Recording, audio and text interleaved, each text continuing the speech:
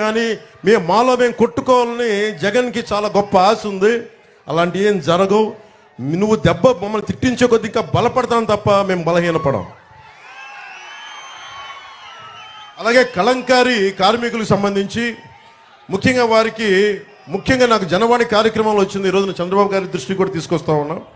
Sir, వాళ్ళకి running వాటర్లో నదీ పరివాహక ప్రాంతాల్లో వాళ్ళు రంగులు సరిదిద్దు కడగడానికి కానీ మనకి ఎక్కువ చేయడానికి రన్నింగ్ వాటర్ కావాలి. అందుకని వారు కోరుకుంటున్న దానిలో ఏంటంటే నదీ పరివాహక ప్రాంతంలో కింద ప్రాంతాలకి అది కలుషితం అయిపోతుందని ప్రత్యేకించి కలంకారీ కార్మికులు అడుగుతున్నది 5 ఎకరాల విస్తీర్ణంలో రన్నింగ్ వాటర్ సదుపాయాలు ఉంటే మేము నదీ మనకి వాతావరణాన్ని కాలుష్యం చేయం, అలాగే మేము బతుకుతాం, మా కలంకారీ బతుకుద్దంటే ఆ ఒక్క మాట మేము ఇస్తున్నాం. ఆయన ముందే మేము మాటిస్తున్నాం, కలంకారీ కార్మికులకి మీకు 5 ఎకరాల విస్తీర్ణంలో రన్నింగ్ వాటర్ సదుపాయం ఉండేలాగా మీ కలంకారీ దీన్ని మీకు పరిరక్షించేలాగా మీ అవసరాలను తీర్చేలాగా మేము చర్యలు తీసుకుంటాం. అలాగే ముఖ్యంగా మనకి మత్స్య కార్మికులకు సంబంధించి దాదాపు మీకు జట్టీల నిర్మాణం భవిష్యత్తులో మనకి దాదాపు ప్రతి 35 కిలోమీటర్లకు జట్టీ ఉండాలన్నదే జనసేన ఆశయం కూడా.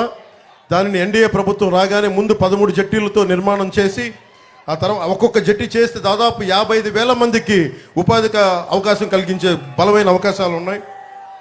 అలాగే ముఖ్యంగా యువతకి ఉపాధి అవకాశాలు లేవు, డబ్బులు లేవు, ఉద్యోగాలు లేవు, డిఎస్సి లేదు. మనకి సరైన ముఖ్యంగా ఉపాధి అవకాశాలు ఎలా కావాలంటే మీకు బలమైన ప్రభుత్వం ఉన్నప్పుడే మనం ఏదైనా తీసుకురాగలం. ప్రతి పాస్బుక్కి 10,000 అడిగే ఎమ్మెల్యే ఉంటే మనకి ఉద్యోగాలు ఉపాధి అవకాశాలు రావు మనకి. నేను చెప్తున్నాను, నీకు మా మాటగా చెప్తున్నాను, జనసేన అధినేతగా చెప్తున్నాను, ఎన్డీఏ భాగస్వామిగా చెప్తున్నాను. మీరు యువత మమ్మల్ని మనస్ఫూర్తిగా బలంగా నమ్మండి. ఒక్క అవకాశం ఇవ్వండి, ఒక ఛాన్స్ ఇవ్వండి అంటే మొత్తం నాశనం చేశాడు రాష్ట్రాన్ని జగన్. మేము నిలబడతాను మీకోసం, మేమందరం బలంగా నిలబడతాం. చంద్రబాబు గారి అనుభవం చాలా చాలా అవసరం. వైసీపీ వ్యతిరేక ఓటు చీలకూడదని పదే ఎందుకు చెప్పానంటే మనకి పెడలలో రైతు కన్నీరు పెట్టకూడదు, చేనేత కళాకారులు బాధపడకూడదు. అలాగే ప్రతి ఒక్కరు కూడా ఆనందంగా ఉండాలి, ఉపాధి అవకాశాలు రావాలి, సకాలంలో ఉద్యోగాలు రావాలి. మీరు జగన్ అని చెప్పే పచ్చి అబద్ధాల్లో మద్యపానాన్ని నిషేధిస్తానని చెప్పిన వ్యక్తి ఈ రోజున సారా వ్యాపారిగా తయారైపోయాడు. గుంటూరు నుంచి కానీ ప్రతి నియోజకవర్గం నుంచి నాకు వచ్చేది మనుషులు వచ్చి భర్తల్ని తీసుకొచ్చి ఆడపడుచులు, అన్న మా ఆయన నరాలు దెబ్బతినేస్తుంది, బిడ్డలు తమ పిల్లల్ని కొడుకులను తీసుకొచ్చి 18, 20, 22 ఏళ్లకి ఆ కల్తీ మందు తాగేసి నరాల బలహీనతతోటి ప్యాన్క్రియాటిక్ డిసీజెస్, లివర్ డిసీజెస్. ఎందుకంటే దీనికి 5 సార్లు శుద్ధి చేయాల్సిన మద్యపానాన్ని కేవలం 2 సార్లకే పరిమితం చేసి ఎక్కువ 2,000 లీటర్లు చేసే చోట 6,000 లీటర్లు అవుట్పుట్ తీసేటప్పటికి క్వాలిటీ పోయి ఈ రోజున మొత్తం మనకి ఆరోగ్యాలు పాడైపోతూ ఉన్నాయి. మా నాన్న అబ్కారీ శాఖలో పనిచేసిన వ్యక్తి, పోలీస్ నుంచి. సో మా నాన్న చెప్పే చాలాసార్లు చూస్తా ఉన్నాను, కల్తీ మందు ఇవ్వకూడదు, నిర్మోహమాటంగా చెప్తున్నాం. మందు అనేది ఏమైపోయిందంటే ప్రత్యేకించి మన ఈ మధ్యన కూడా వైసీపీలు ఈ మధ్యన చేయని నాయకులు మాట్లాడుతూ ఉన్నారు, మేము కూర్చోబెట్టి మేము మందుని ఎంకరేజ్ చేస్తున్నామని చెప్పి. ఈ రోజున మనకి మద్యపాన నిషేధం నేను 2019లో చెప్పింది. ఆంధ్రప్రదేశ్లో మన గతంలో ఎన్టీ రామారావు గారి హయాంలో కూడా మద్యపానాన్ని నిషేధించి ప్రయత్నం చేశారు, ఆ రోజు కూడా కుదరలేదు.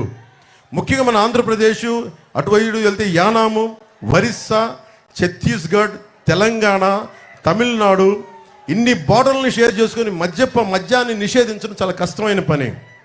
అలా కనీసం మనకు కావాల్సిన ఆరోగ్యాలు చెడగొట్టుకున్న మందు కావాలి అని చెప్పి దీంట్లో భాగంగా ఉంటే ఈ వ్యక్తి కల్తీ మందు చేసి మద్యాన్ని నిషేధిస్తానని చెప్పి వచ్చిన వ్యక్తి దాదాపు 40,000 కోట్ల రూపాయలు ఈ రోజున డబ్బులు సంపాదించి ఆ డబ్బుతోటి ఈ రోజున మీ అందరికీ ఓట్లు కొనడానికి ప్రయత్నం చేస్తూ ఉన్నాడు.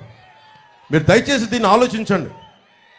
ఆడపడుచుల పసుపు కుంకాలు తీసేస్తున్నాడు జగన్ కల్తీ మందు పెట్టేసి.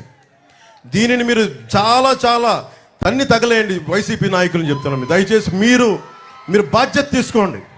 యువతకి చెప్తా ఉన్నాం, ముఖ్యంగా యువతకి, మీరు పోరాట పటిమ లేకపోతే, మీరు ఆలోచించకపోతే 2019 ఎన్నికలు ఎట్లా అయిపోయినాయి చూడండి. 2024 5 సంవత్సరాలు కాలచక్రం కిరణం తిరిగిపోయింది. డిగ్రీ ఉన్నోళ్ళు ఈ రోజున ఉద్యోగాలు లేకుండా అయిపోయారు. మనకి నరేంద్ర మోదీ గారు చెప్తాను 2047 అని. ఈరోజు దారి పడుతూ ఉన్న చిన్న చిన్న పిల్లలు, వేదిక పైన ఉన్న చిన్న పిల్లలు అందరూ కూడా 2047కి మీరు 30 ఏళ్ళు వచ్చేస్తాయి. మీ అందరికీ బలమైన ఉద్యోగాలు కావాలి, ఉపాధి అవకాశాలు కావాలి. ఇక్కడున్న ఎమ్మెల్యేలు మనకి జగన్ వీళ్ళు డబ్బులు సంపాదిస్తే సరిపోదు, అడ్డగోలుగా దోచేస్తూ ఉన్నారు. మనకు కావాల్సింది త్రికరణ శుద్ధిగా మీకోసం నిలబడే ప్రభుత్వం. మేము మీకోసం నిలబడే వాళ్ళం, పదవుల కోసం ఆశించే వాళ్ళం కాదు. చంద్రబాబు గారి కానీ పాప ఆయన కూర్చొని ఆయన స్థాయిని ఆయన తగ్గించుకున్నారు రాష్ట్ర ప్రజల హితువు కోసం. నాకింత బలం ఉండి నేను కూడా నా స్థాయిని తగ్గించుకున్నాను. భారతీయ జనతా పార్టీ కూడా అలాగే వాళ్ళ స్థాయిని తగ్గించుకున్నారు. మేమందరం కూడా కలిసికట్టుగా ఎందుకున్నామంటే ఇక్కడున్న ఆడపడుచు కన్నీరు పెట్టకూడదు, ఉద్యోగులు కన్నీరు పెట్టకూడదు, సకాలంలో జీతాలు రావాలి, ముఖ్యంగా యువతకు ఉపాధి అవకాశాలు రావాలి. ఇక్కడి నుంచి విదేశాలకు వెళ్ళిపోయే అవకాశం ఉంది, కానీ మన స్థానికంగా మన పెడల్లో ఉద్యోగాలు వచ్చే అవకాశాలు లేవు. భవిష్యత్తులో ప్రభుత్వం ఏం చేస్తారని చంద్రబాబు నాయుడు గారు చెప్తారు. కృష్ణా జిల్లాలో ముఖ్యంగా దాదాపు నాకు జనవాణి కార్యక్రమంలో 56 ఫ్లోరైడ్ ప్రాంతాలు ఉన్నాయి. ఎక్కడో మేము ఉద్దానంలో నుంచి విన్నాను, కానీ మనకి కూడా కృష్ణా జిల్లాలో కూడా వచ్చేసినాయి అని. దాదాపు 40 లక్షల ఇళ్లకి కనీసం మంచినీటి సౌకర్యం లేదు. చర్మ వ్యాధులు, కిడ్నీ వ్యాధులు అన్నీ కూర్చొని ఈ ఫ్లోరైడ్ బాధిత గ్రామాలు కృష్ణా జిల్లాలో పెరిగిపోయినాయి. ముఖ్యంగా మచిలీపట్నం, అవనిగడ్డ,